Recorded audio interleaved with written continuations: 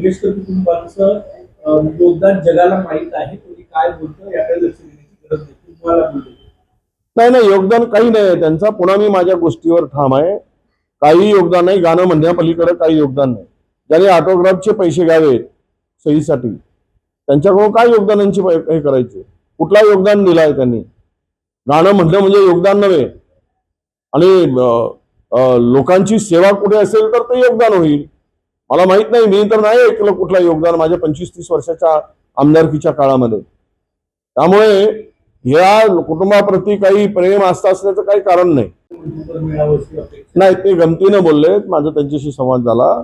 ते म्हणले की गोरे जर अपक्षांमधून निवडून आलेत आणि मग एका पक्षात जाऊन मंत्री झाले तर उद्या मलाही, मी अपक्ष खासदार झालो आहे, मी पुढच्या वेळेस कुठल्या तरी पक्षात जाईल आणि मग मंत्री होईल, असं उपरोधिकपणे ते बोलले आहेत, असं त्यांनी मला सांगितलं. बोलले की आमदारांच्या हातात लग्न लावून देणं असतं, त्या आमदारांचं लग्न हिरोईन सोबत झालं. आता आमदार जर आजकालचे आमदार हिरो सारखेच वागायला लागले, हेही तेवढंच खरं आहे. काय आणि नवीन तरुण पिढी ही हिरोच आहे आता. फक्त ते दिसण्याने नसावी, कामातून असावी आणि त्यांच्या कार्यातून, कृतीतून, समाजसेवेतून, लोकांच्या भल्यासाठी आणि विकासासाठी त्यांची कृती हिरोपणाची असेल तर नक्की त्यांना हिरोईन मिळेल. त्यांच्या डोक्यातली हिरोईन कोणती आहे मला माहित नाही, पण तरुण आमदारांच्या डोक्यामध्ये असलेली जे काही हिरोईन आहे ती हिरोईन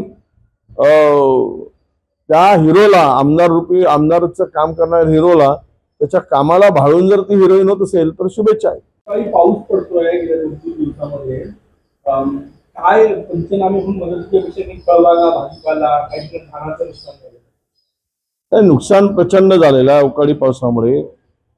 रब्बी पिकाचं नुकसान झालंय, उन्हाळी धान प्रचंड नुकसान झालंय. तिकडे उत्तर महाराष्ट्रामध्ये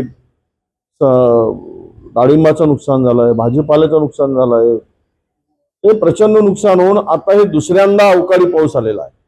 पहिल्यांदा आलेला अवकाळी पाऊस आणि गारपिटीमुळे झालेल्या नुकसानीचे पंचनामे अजिबात सरकारने केले नाही, तसे आदेशही काढले नाही आणि अद्यापही कुठल्याच प्रकारचे आदेश दिल्याची माहिती आमच्याकडे नाही. म्हणजे सरकारला शेतकऱ्यांच्या संदर्भात सरकारची भूमिका काय आहे? असं दृष्ट सरकार का दुष्टपणे शेतकऱ्याशी का वागतोय सरकार? या सरकारचे शेतकरी दुश्मन असल्यासारखे का वागतायत? आणि तुम्ही पंचनामे करा, तुमची तिजोरीत खळखळाट असेल, उशिरा पैसे द्या, पण पंचनामे तरी करा. किती नुकसान झालेलं आहे, शेतकरी बांधावर जाऊन ओरडताय, रडतोय. त्याच्यामध्ये त्याला चिंता लागली की माझं आता हातात आलेलं पीक सगळं चाललेलं आहे आणि सरकार साधे पंचनामे करायला सुद्धा तयार नाही. या सरकारला शेतकऱ्याप्रती काही देणं घेणंच नाही, अशी परिस्थिती आता राज्यामध्ये आहे.